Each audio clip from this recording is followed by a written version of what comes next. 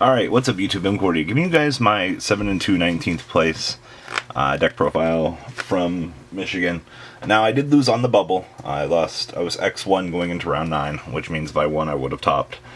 Since a lot of people didn't actually understand that. I lost an Yugioh beast. I was kind of rusty on some of the things, a lot more than I should have been. Letting a Pepe player go first with a 15 card extra was a misplay on my part. Especially doing it twice. So, I mean, I played myself. It is what it is, though. My matchups, round 1 was Dustbots. Guy opened up Regeki Dark Hole Valor against me all 3 games. It was really annoying. Round 2 was Cosmo. Round 3 I lost to myself because I didn't Pantheism out from my return, and I shotgunned my black guy. And then game 2, I did Pantheism. I decked in 3 cards a turn and still couldn't get to my 6 outs for Mask of Restrict, which really sucked. Round 4 was Magician Pepe. Round 5 was the Monarch Mirror. Round 6 was Infernoids. Round 7 was Cosmo. Round 8 was Water, which I haven't played against Water in forever. It was a really interesting matchup. And then round 9 was Full Power Pepe. He was playing the Magician Engine as well, so yeah, it was Magician Pepe. So, why did I choose Monarchs? Well, my friend Brandon Suppy played this deck, I believe, in Iowa. Maybe it was Kansas City the week before, I'm not sure which regional.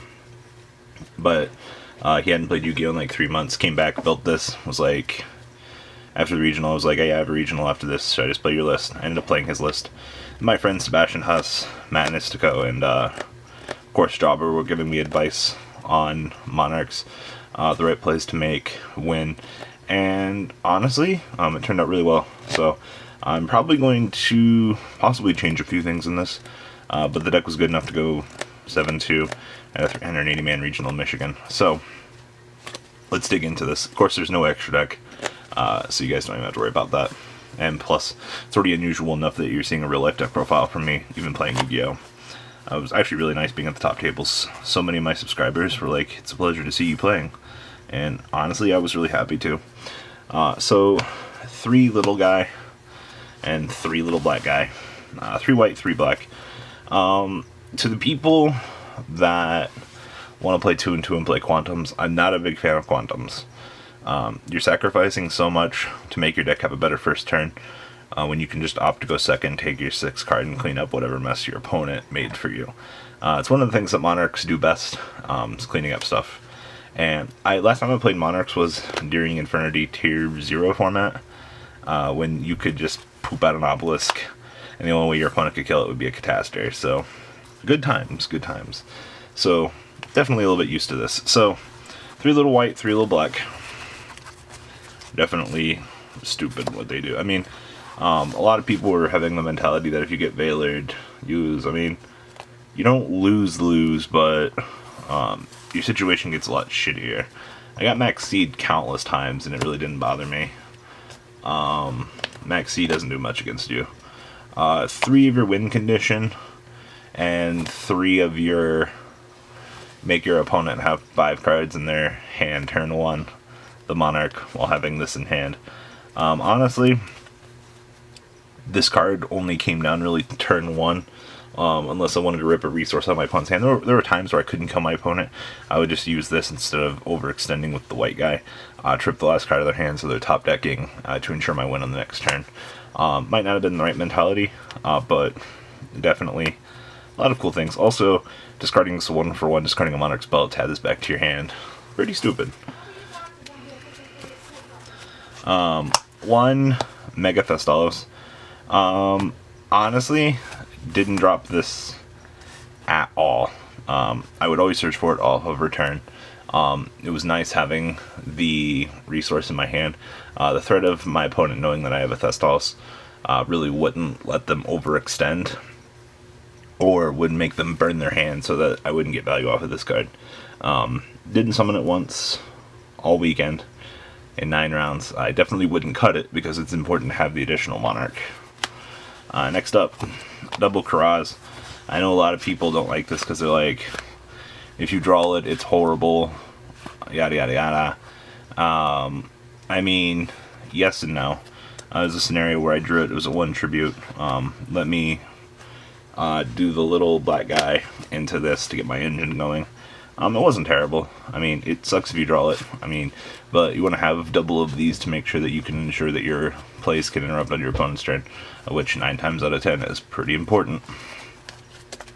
And then double Veiler was my hand trap of choice. Maxi isn't good, in my opinion, honestly, and I'm not a super big fan of any of the other stuff that really can be thrown in the main deck, so just stopping your opponent's resources was good. Sorry if I seem like I'm making up shit about these cards, but like, Veiler was good.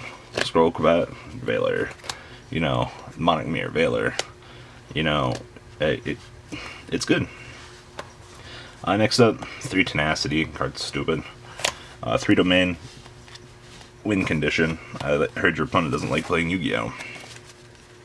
Like, if your opponent doesn't have an out to this, and they're playing Pepe, you win. Like, they can only wall up for so long, with so many resources.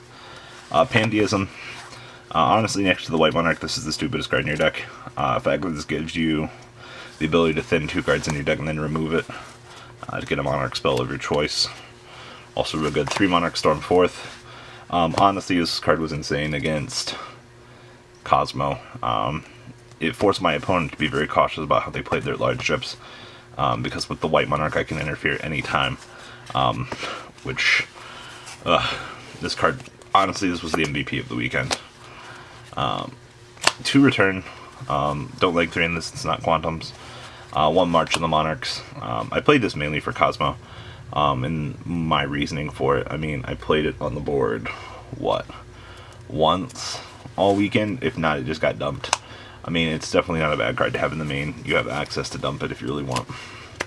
1 for 1, Reinforcement of the Army, and 2 Twin Twister. Twin Twister in the main was really good.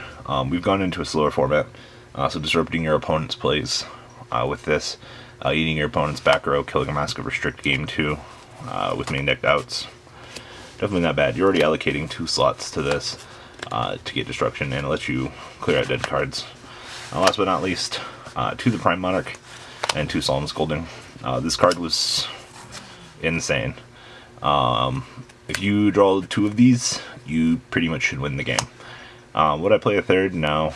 The main deck's already kind of packed as it is.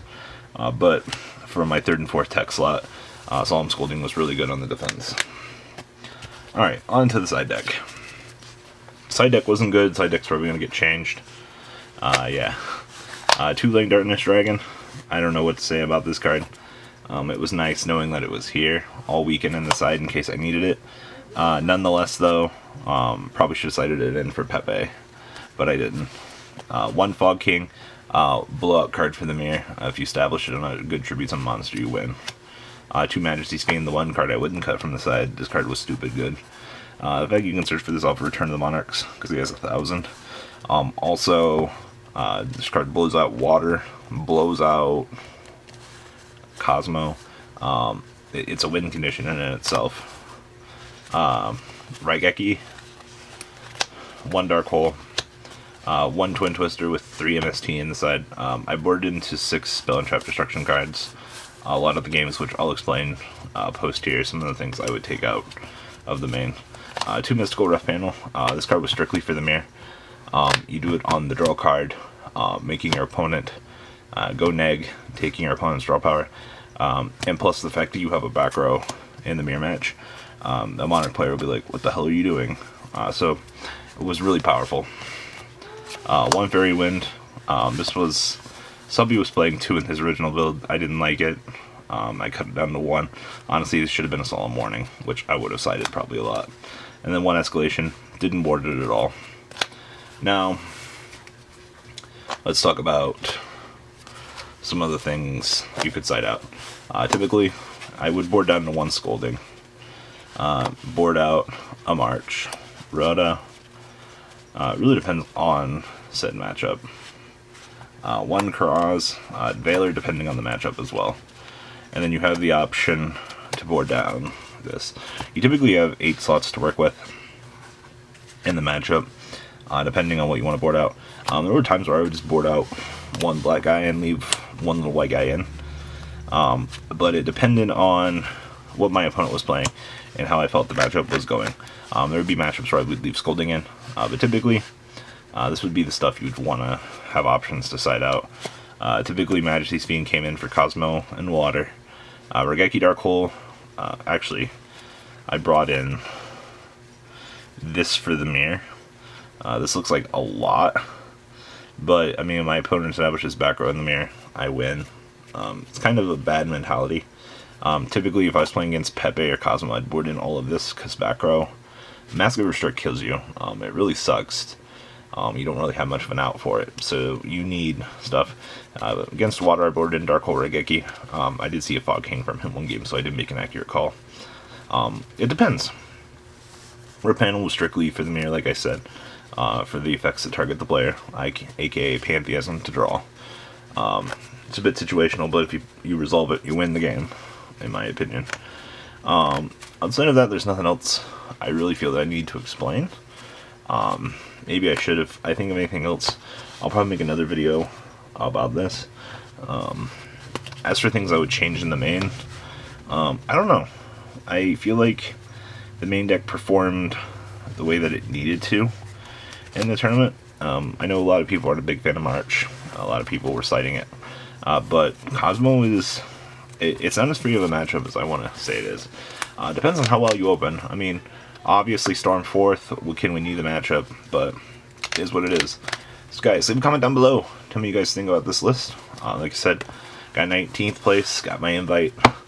Kind of odd losing the last round of Swiss going down to 19th, but it is what it is. So, hope you guys enjoyed this deck profile, and I hope you guys enjoyed this video. Please thumbs up this video to show your support, and please check out Vanguard for Cardfight Vanguard, MKohl Games for miscellaneous trading card games, and No Limit Gaming for a brand new series of Yu-Gi-Oh videos. Thanks for watching.